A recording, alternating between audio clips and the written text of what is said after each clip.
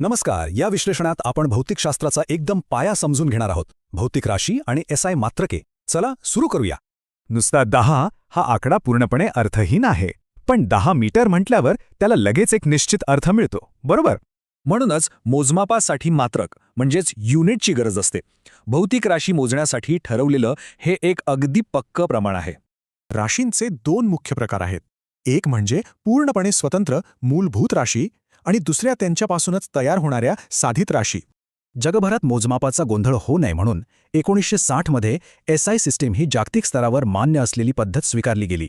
लांबी, वस्तुमान, वेळ अशा एकूण 7 स्वतंत्र मूलभूत राशी आहेत. खऱ्या अर्थाने हाच सर्व मोजमापांचा भक्कम पाया आहे. आता बघा बरं, लांबीला लांबीने गुणले की क्षेत्रफळ आणि घनफळासारखी साधित मात्रके कशी अगदी सहज तयार होतात. अगदी तसेच अंतराला वेळेने भागले की वेग आणि प्रवेगाची साधित मात्रके मिळतात. हे सगळं एकमेकांशी जोडलेलं आहे. न्यूटनचा दुसरा नियम आठवतोय? वस्तुमान आणि प्रवेगाचा गुणाकार केल्यावर बलाचे मात्रक मिळते, ज्याला आपण न्यूटन असे म्हणतो. बल आणि अंतरावरून जूल हे ऊर्जेचे मात्रक मिळते आणि त्यात वेळेचा संबंध जोडला की वॅट हे शक्तीचे मात्रक. पास्कल, कुलम, व्होल्ट आणि हर्ट्झ ही दाब, प्रभार, व्होल्टेज आणि वारंवारतेसाठी वापरली जाणारी आणखी काही अतिशय महत्त्वाची मात्रके आहेत. प्रचंड मोठ्या किमती सोप्या पद्धतीने मांडण्यासाठी आपण 10च्या घातांकात असलेले किलो, मेगा आणि गिगा असे भारी प्रिफिक्सेस वापरतो. याउलट अत्यंत लहान मापे दर्शवण्यासाठी मिली, मायक्रो आणि नॅनो वापरले जातात. यामुळे विज्ञानात एकदम अचूकता राखता येते.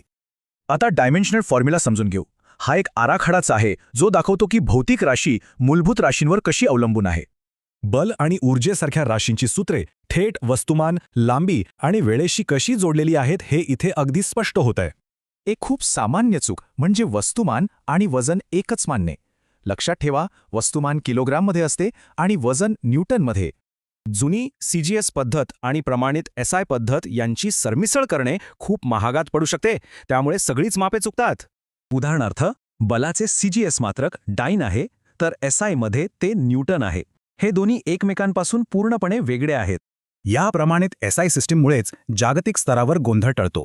संशोधन, इंजिनिअरिंग आणि वैद्यकीय क्षेत्रासाठी ही प्रमाणबद्धता अक्षरशः प्राणवायू आहे. शेवटी एक विचार करा, जर हे सर्वमान्य नियम नसते तर संपूर्ण जगातील विज्ञान आणि तंत्रज्ञानात किती प्रचंड गोंधळ उडाला असता.